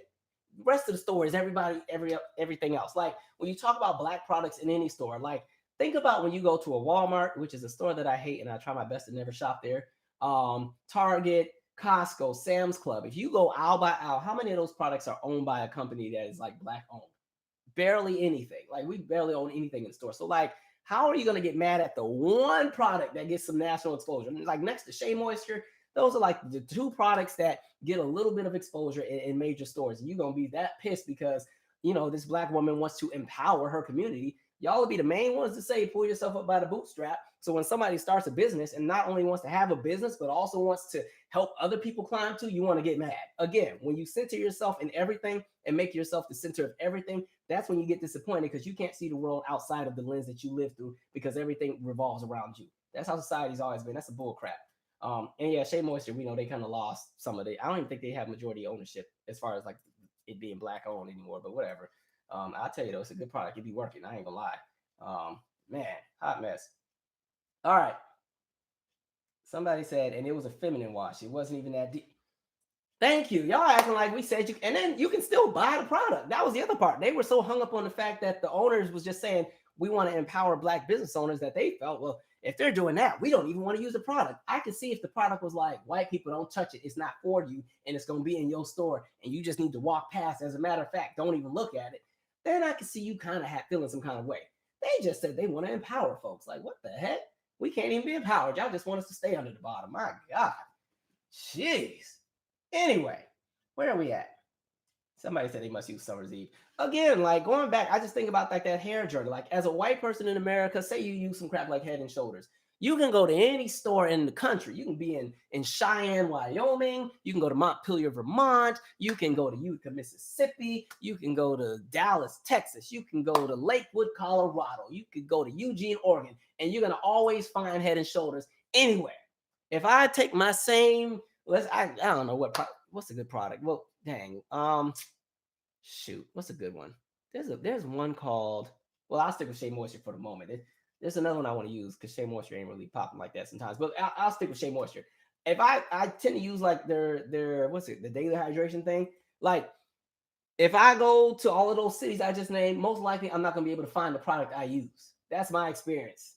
That's not the experience of white America. So Carol's Daughters, I don't think they're black owned anymore. But yeah, like just I can't. Y'all doing the most. Too much. Is Carol's Daughter black owned again? I remember they like kind of sold some stuff. By the way, have you guys ever read up on like what happened with like Madam C.J. Walker's company? I was reading up on that as well. That was kind of like a sad thing. Do you remember like she was like the first black millionaire in the country, the first black woman millionaire? She invented like the perm. She had her own products and everything, but like eventually like the products got bought out by a larger company, and like the company doesn't exist anymore. Like and then hot mess. It was kind of sad reading it. Lexington still. Let's see. Lexington still here, my brother. I have what? You ain't got the virus. You over here lying. Good looking hunky. You know you about to get blocked because you look like you in here about to start some shit. We ain't doing that today. You better keep it light and bright. I'm letting you know now. Anyway, no, I'm just kidding. Let's see. What are you asking me, Jessica? You always want to talk music when we talking some politics, man. Why American boy bands and UK bands is dying? Wait, what? Why American boy bands and UK boy bands is a dying music genre, not popular with young people? Because I don't know. All the young people want to be adults now, so they're not easily moved by glitter and sprinkles and pyrotechnics anymore because they all want to be adults. So they're listening to Drake now. I don't know. Did you? Oh, I did see that Floyd Mayweather's wife. That's really sad because he has what 3 kids with her. That's actually sad. What's her name? Josie. Really sad. Like that would hurt. Stuff like that makes me afraid of like getting married sometimes because I don't want to experience that kind of hurt. That's why I've never gotten a dog because I don't want to be around with the dog guys. Like I get sad sometimes just thinking about having a dog and then it has to die, so I never get one. I'll just play with all my friends' dogs. Like I can't do it. And so like even with like marriage and stuff like that has to be so hard. And after having to witness my mom like lose her husband or like lose my dad and having to witness all of the carefree curl is what I was thinking about. Thank you, Olivia. That's exactly what I was thinking about. That was the product.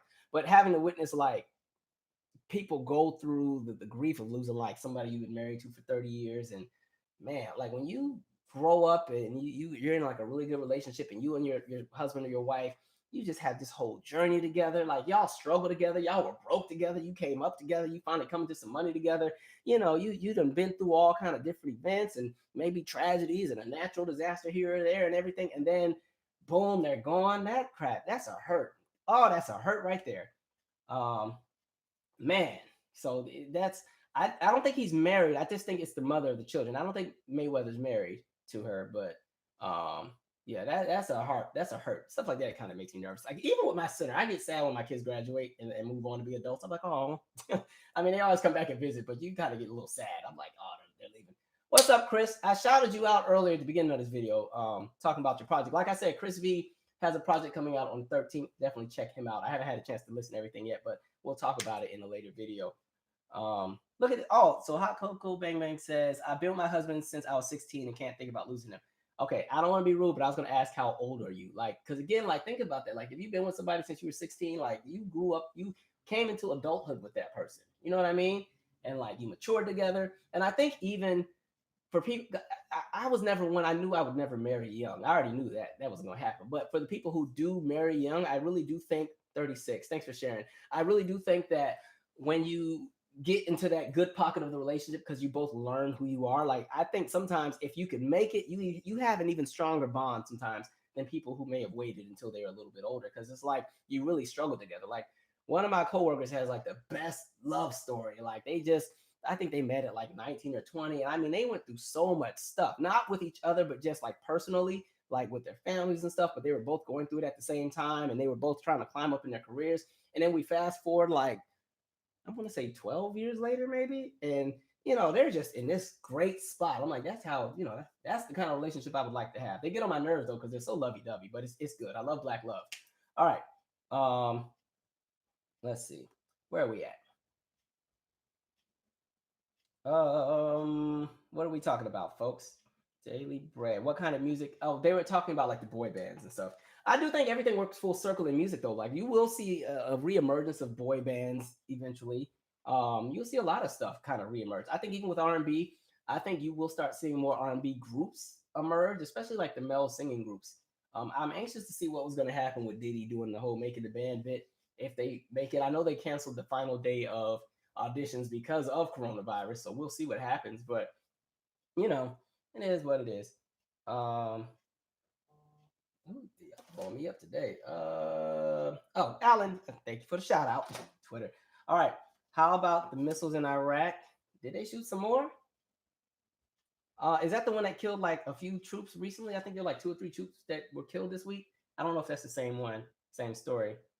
I would rather see, yes, R&B groups make a comeback. Like, man, yeah, I miss the singing. I miss the singers. Like I told y'all before, like those of you who have followed me for years, I used to always say I would never do music because I didn't think I was really like gifted enough in that department. And like as long as somebody like Tevin Campbell existed, I had no business doing music. But then as the years progressed and like the talent pool just got like slimmer and lower and the standards were so low, I was like, well, hell, I could do this. So boom, here we are. Let's see. Let's see. Somebody said, why young people want to be adults nowadays? Your thoughts about it? Young people have always wanted to be adults. I just think we're seeing it differently because social media exists. When I was 12, I couldn't wait to be grown. Now I wish I was still 12. Like when I was 12, I was that kid that wanted to sit at the adult table and hear the adults talk trash about everybody in the church. Like, you know, the Sunday dinners or Thanksgiving, I wanted to be at the adult table. I wanted to be in all the scoop. I used to hate when we would have these big dinners at our house and then all the kids would have to come to my room because I was like 11 and the kids were like 8 and I thought I was too old. And my mom was like, he's your age, he's 7.5. Let him in your room. I'm like, then they tear up my room. They go through all my stuff. I used to be like obsessed with Legos. I used to build these big like mansions with Legos and or popsicle sticks. And then them kids would be tearing up all my stuff. I'd be having to throw the kids out my room. I used to hate those days. And then I get cussed out because my room is dirty after all the kids leave. Yeah, so yeah, folks used to always want to be adults. All right. Somebody said Diddy making the band. Folks want to go there to Diddy to crush their dreams. That's why I ain't signed up. One of my friends was like, why don't you go and audition? I was like, you realize I'm 31, right? Like I'm a little too old for making the band. Because I remember when they had the show when they were doing the Danity Kane bit, and there was this girl in there that was 29, and they kept making a big deal about it. Her name was Melissa or Marissa, one of the two. And as soon as she had that little cast on her leg and half did that choreography, they kicked her out of there so fast.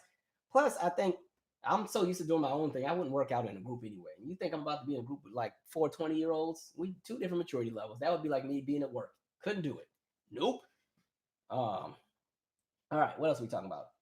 What do you think of Janet's upcoming tour? I hope we get to go to it. I feel like they're gonna postpone it because of the coronavirus. I have my ticket for the DC show. I was debating if I wanted to get a second ticket because normally, like, if y'all don't know, Janet is like my absolute favorite entertainer of all entertainers. Because all of my favorite entertainers have died except for her. Like Michael's gone, Prince is gone, Whitney's gone. Janet is my last one. So anytime she does anything, I'm there. But normally when I see Janet, I always see her twice. I go one time as a fan, and then the second time I go to just really analyze the show and like just kind of study different things. Um, I don't know where I'll go for the second show. I was thinking of actually going to the Tacoma Dome show in Washington State because it's like the closing night. I just want to go back home and see a few old friends, so I might do that, or I might go see her at Madison Square Garden, or I might go to Charlotte. We'll see. Um, let's see what happened. Yeah, so Yvette was saying not his wife, it's the mother of the three children. All right. Um, have you ever seen Prince live before? Yo, y'all about to have me in my feelings. So Prince announced a pop-up show at the Warner Theater in 2015. He announced like two pop-up shows, and they sold out before I could get tickets. And at the time, my money was kind of funny, so I couldn't afford like the StubHub tickets. You know, StubHub, they mark stuff up to like $800 real quick. I couldn't afford it, so I didn't get to go. Just for Prince to be gone like 6 months later. You want to talk about rage? It was kind of like with Michael too. Like when he had the "This Is It" and when they were getting ready to announce that they were going to be U.S. dates, I was ready. I was ready. I didn't have the money. I was going to find a way to get up in there, and then boom, he was gone. It's like that sucks. Um, by the way, did I tell you I went and saw Lauryn Hill? What day was that? Friday. Yeah, it was interesting. Um, yeah, she showed up. I was happy with that. I knew it was gonna be a gamble going, but I saw her at the Kennedy Center. You know, they had like the Black Girls Rock Fest, and so she was there Friday and Saturday as like the closing performer. I went to the Friday show, but apparently the Saturday show was the show to be at. Like she in my show, she came out at like 10:15, but she was done by 11, so she only got through like 5, 6 songs. And because you know, like she has to remix all the songs, she can't perform them the way that they were originally written because of whatever contract she's still glued to. So she had to remix all the songs. She wasn't bad actually. The band was cool, the backup singers were cool, but it just because she was only on for so like 40 minutes, I was in my feelings. I'm not gonna say how much I paid for the tickets because y'all gonna start putting the clown emojis on there. But man, um, jeez, and I felt like she was like a little disconnected. She was very involved with directing the band to the point where she keep looking back and doing this, and then she'd walk up to the dancer and make sure they had like she. You can tell that she's very hands on with the show, and so it's a great show. I just wish I could have saw what else was going to happen. Apparently, the Saturday show was really really good, but I guess. But at least I can say I saw her. All right. Somebody asked me about Mary J. Blige. Is she going on tour? I mean, Mary's on tour like all year anyway. I don't know if she was on tour, but I've seen Mary a couple times. Mary gives a good show. She's fun to watch. Um, yeah, y'all, Lauren. Well, listen, the Saturday show they said Lauren was on time. Like as soon as it was time for Lauren, she was boom. What's up? So, all right, you just had to go Saturday. If I ever had a chance to go to any Prince show, I would have. Oddly enough, I know everybody's gonna think I was gonna say the Purple Rain tour, but my favorite Prince eras were like the Prince eras when he had the New Power Generation. Like that was a really cool band. I would have loved to see one of those shows. I would have loved to see like the Dirty Mind tour because that's like Prince when he's like super raw. Before he, this is before the Purple Rain days, before he became Prince. So that would be kind of cool. I always like seeing people like in their raw element. That's why Janet's like Velvet Rope tour was always one of my favorites because it's a very simple show. Like there's not a lot of pyrotechnics and stage tricks and everything. It's just a very raw show. Like it's her and the band, and a few little tricks and treats here and there. Um, let's see. What else are we talking about, folks? Y'all are really hanging. I thought like that 450 folks would have dropped down to like 120 by now. We'll hang for like 10 more minutes, and I want to go to bed. It's already midnight. We're usually not up this late, but I appreciate y'all. I'm just gonna guess most of y'all are the West Coast. Brandy single. When it comes out on what, the 23rd or the 13th? I can't remember, but I'm looking forward to it. Brandy's one of my favorites. Me and her are still beefing because she canceled that Kennedy Center show an hour before I parked at the venue. I still want to karate chop her over that one. I was excited. Like they had announced it like a whole year in advance, and it was gonna be one of the shows where Brandy has the orchestra, the National Symphony Orchestra. Because I told you I saw Diana Ross and I saw Maxwell recently, and they both had shows with the National Symphony Orchestra. I think Shaka Khan just had a show. She had a free show at the Kennedy Center. I think it was Martin Luther King Day or something like that. And so yeah, I was ready to see Brandy, and they made an announcement like, "Oh, it's canceled." I'm like, "Are you sure?" I mean, I even bought like a tux Because anytime I go to the Kennedy Center, I try to be all regal and, get the little body fit suit, try to show the little piece of chest that I do have. I was ready just for it to be canceled. I went, got the little edge up and stuff. I was so pissed. Brandy, I mean, I've seen her like 3-4 times, but still, I was hot. Somebody said, why do y'all keep going to see Lauryn Hill and then be surprised when it's not good? I was invited to see Lauryn. It wasn't in my plans to go. One of my good friends was like, hey, Lauryn, till tomorrow, you want to go? Okay, we can go. And I bought some tickets, but it was sold out. And I had to get them off StubHub and pay an arm and a leg. And I figured since it was a festival, she had to show up. I mean, she was there. She did all right. But it is what it is.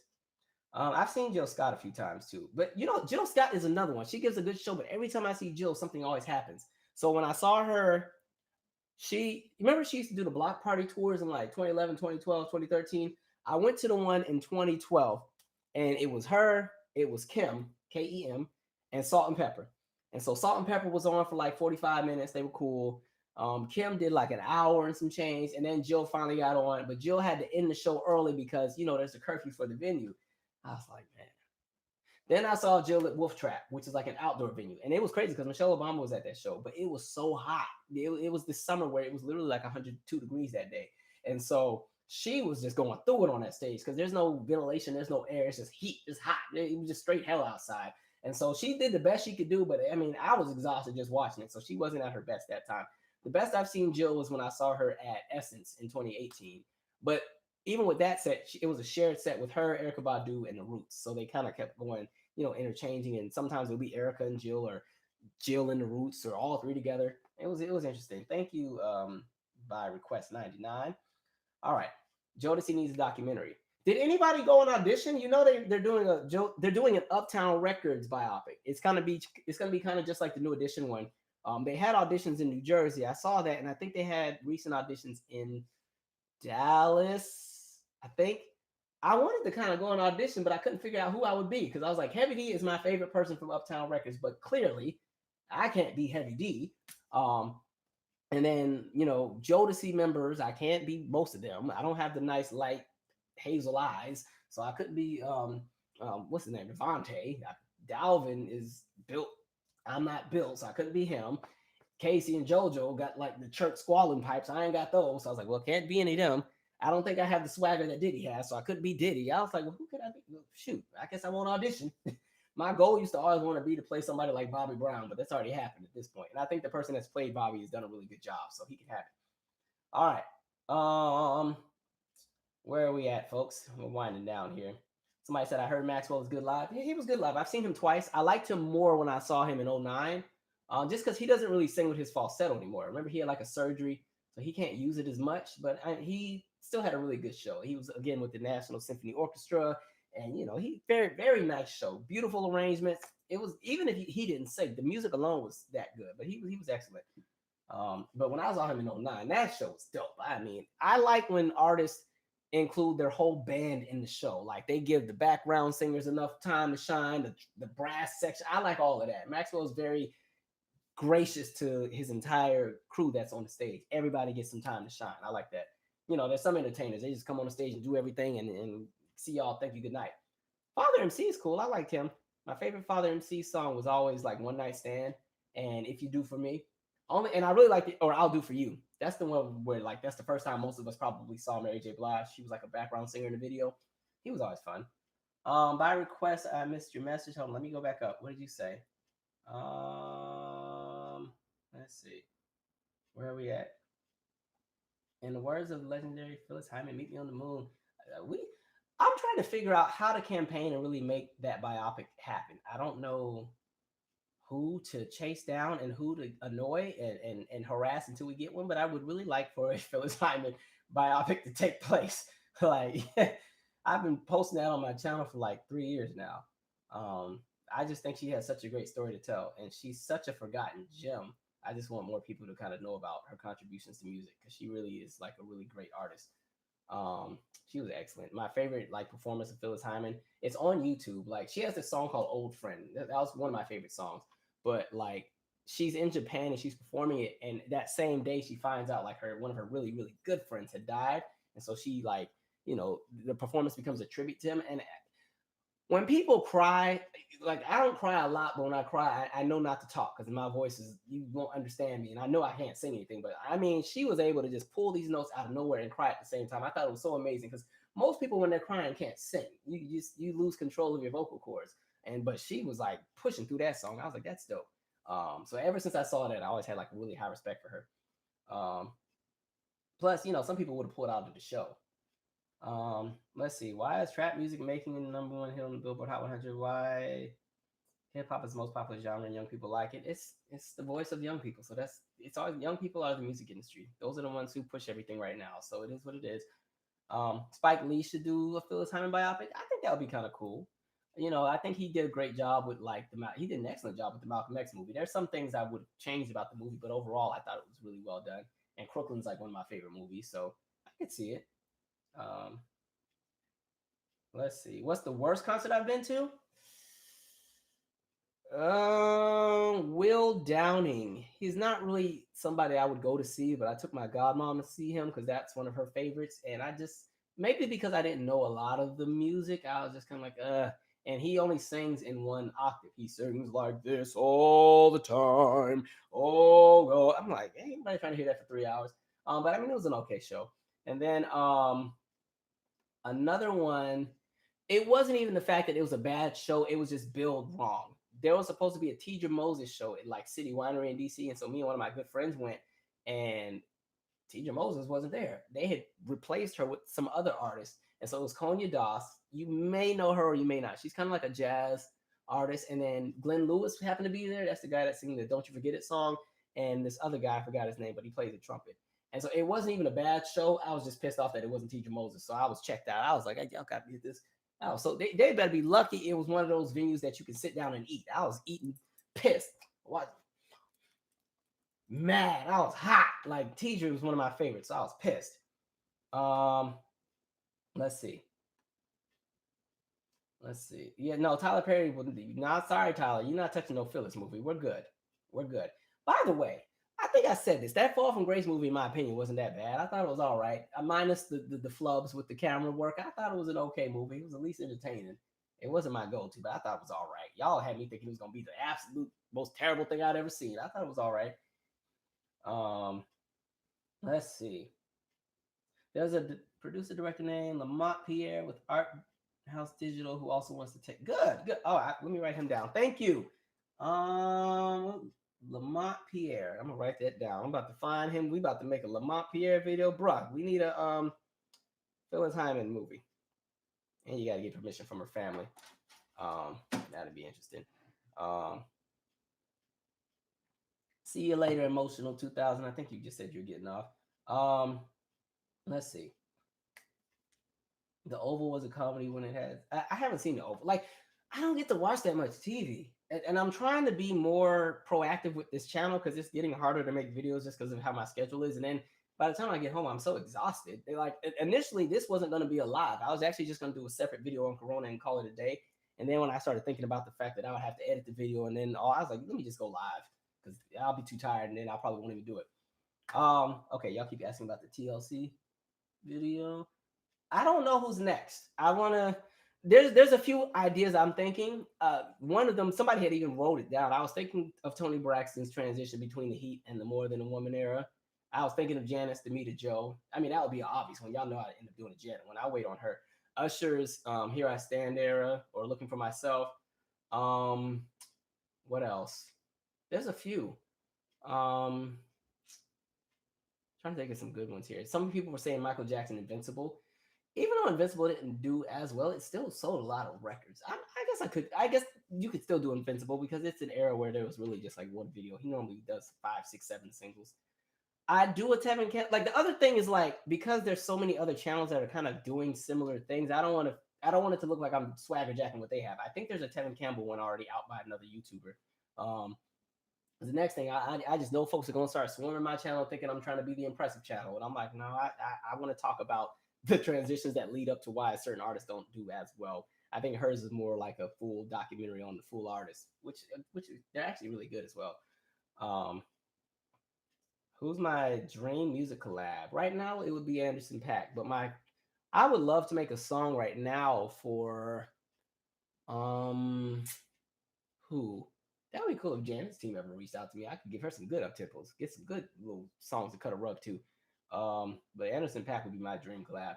And even with my album, if I could do a remix to Addicted and get Slick Rick on it, that would be really cool. Um, Kelly Price deserves my time. She follows me on Twitter, but she follows everybody on Twitter, so I don't know if she sees me. Millie Vanilli.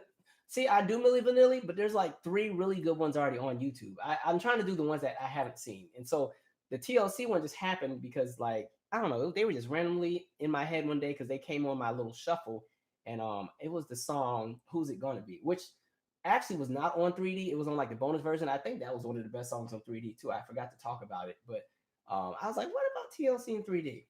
By the way, that video actually initially the idea was it was gonna go all the way to TLC's current album, but I was like, I didn't want the video to be like 2.5 hours. It was gonna be too long because then I would have had to cover the 15 years after 3D leading up to the, they did the crowdfunded album. I was like, too much. So let's just stick to one thing. And Vogue will be a good one. I'd probably talk about the EV3 album though. Maybe like going from, well, they had Funky Divas and then they had the Runaway Love EP. Then there was EV3 and then Masterpiece Theater. I'd probably talk about the transition from the end of the Funky Divas era going into EV3 and why it didn't do what it could have done. Maybe that could be one.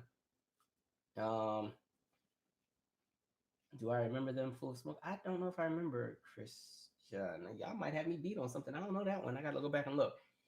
Jaheim, Black, and 3LW. Black, they were fun. Did I talk about Nashville yet? I did talk about it. Okay, Ken, can you tell us your experience because you were actually there? I was talking about how I saw a lot of stories about a lot of people, like neighborhoods, like coming together and helping people who were like trying to clean up and everything. And how people thought they were initially hit by 1 tornado, but it was actually 2. What has been your experience? Like, are you good? Like, is everything still normal, or is there like a big adjustment that you have to make? Like, that's my question. Let's see. Lauryn Hill documentary. There's a few Lauryn Hill documentaries as well. I'm just trying to do some things that are not already out there. Will you do Side Effect with Mickey Howard? Was in it? We'll see. Mickey Howard. I don't know too much on her. I mean, I have her. You know what's cool? I have all of her vinyls. Like my dad gave me his whole vinyl collection for my birthday when I turned 12, and so he has like 9 giant crates of just vinyls from the 60s, 70s, 80s. I got all that stuff. It's kind of cool. What GoFundMe album? TLC had an album come out in 2017 entitled TLC, and that's the album that has the song "Way Back" on it. It was like it was a crowdfunded album. SWV would be fun. I mean, I'll probably do more. I'm gonna be honest though, y'all not gonna be getting no "So What Happened" series every week because that's a lot. It's a lot of work. It really is. One, you got to record all the pieces, and you have to present it in a way that you can keep people interested. My biggest fear was like when I finished all the editing, I was like, yo, this video is an hour and 30 minutes. Who's gonna sit here and watch this for this long? Because I knew the first thing I would see is I knew there would be a lot of people who'd be like, simple, Left Eye died. That's why they didn't sell. End of story. So I was like, okay, how do I keep that demographic engaged in this video? And so you figure out everything you're going to say, and then you have to organize how you're going to say it. And then the hardest part that takes the longest is going and getting all the footage. And then you also got to do your research to make sure your numbers are right. Like there's definitely somebody who was fighting me in the comment section because they did not believe me when I said 3D sold like 1.4 million copies. They were trying to convince me that it sold 4 million globally. I'm like, no, if that was the case, I wouldn't have done a video on 3D. Like y'all, like listen, I used to be a huge TLC fan to the point where I used to be on like the fan forums following. I know what they sold. They didn't sell 4 million copies of that album, and it's okay. They did what they could do. Genuinely, I think no one has analyzed Tevin's "I'm Ready to Come Back to the World" well enough. I feel like you would be perfect as well as Quincy Jones focusing on Tamia. You know what's funny? With Tevin Campbell, my favorite Tevin album was always his debut. I think "I'm Ready" is good. "Back to the World" is okay. He had another album come out, and thank you. Stop giving me money, please. Thank you. But he had an album come out in 1999 that didn't really do that well, but that was even an okay album. But Tevin's first album was always my favorite. I think because my cousin Tiffany was just obsessed with him when we were little, and like when the first album came out, I was like 3 or 4. And so I just remember always hearing those songs. And it's such a good album vocally. He was amazing because I don't know how long they recorded it, but his voice changed during the middle of the process. So on some songs, you can tell that he's like 13, 14, and on some you can tell he's 15. But really great vocals. Um, I believe Tika Sumter would be great for Grace Jones biopic, a music and fashion icon. I don't think Grace Jones will ever get the appreciation that's deserved until, unfortunately, her time comes to, go into the next phase of what happens after life. There's just some entertainers I think that will always be underrated and people don't appreciate them until they pass on. I always said that about Janet. She gets a hard time sometimes, and I genuinely feel that by the time when she becomes an old lady and passes of old age, that's when people will actually respect her contributions to music. She always gets dismissed because they say, oh, well, she can't sing. And I think sometimes a lot of that is more so she's soft spoken, and so they automatically associate her soft spokenness with her singing. And I'm like, when you go back and you look at most of her mega hits, the Miss You Muches and Rhythm Nations and the Anytime, Any Place and Scream and Together Again and I Get Lonely, I'm like, where's the whispering? Y'all are confusing me. I can't speak for some of the later stuff, but like, come on, y'all do too much. Anyway, but I like Grace Jones, and I think she doesn't get. I think a lot of the credit that people like Madonna or Lady Gaga often get, it belongs in the house of Grace Jones. That's always been my opinion. Um, I think Chuck D is wrong for firing Flavor Flav. I want to.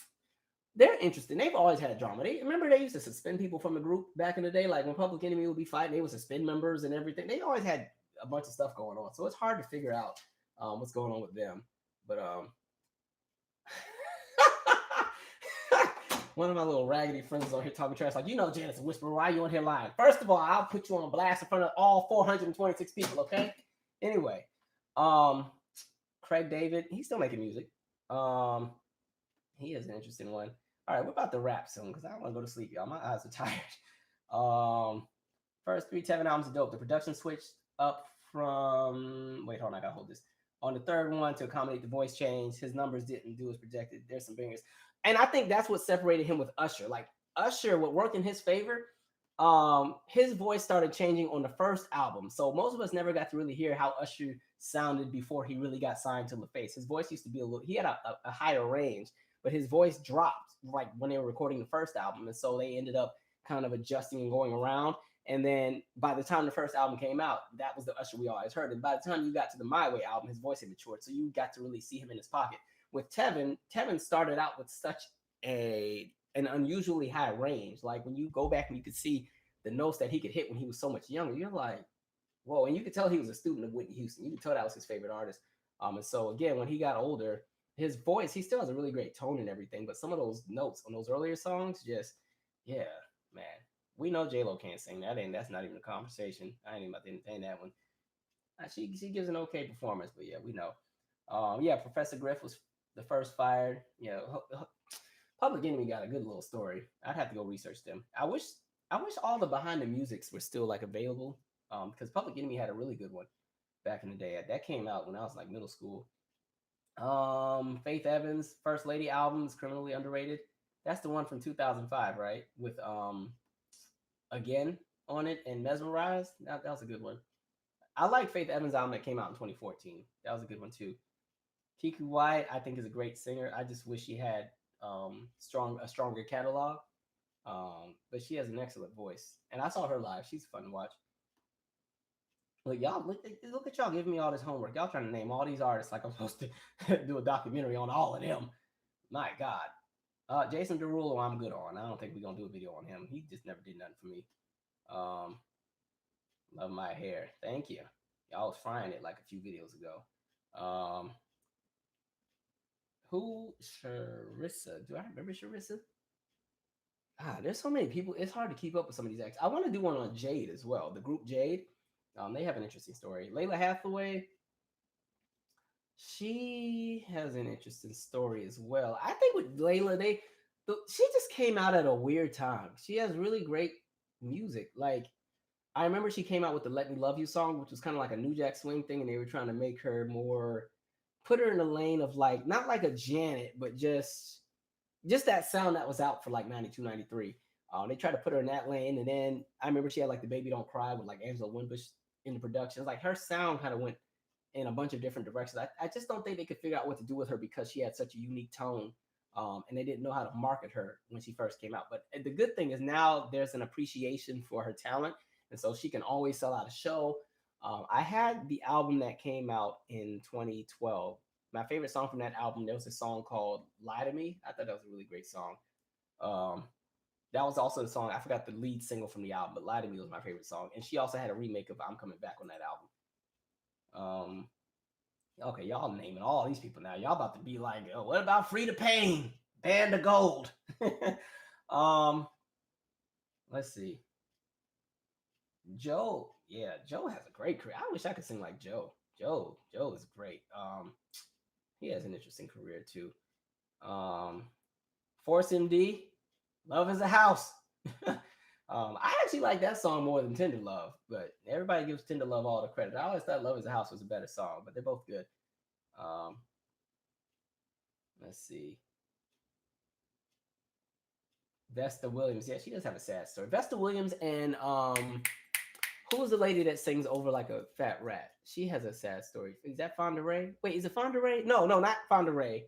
Angela Bofield has a sad story. Um, let's see.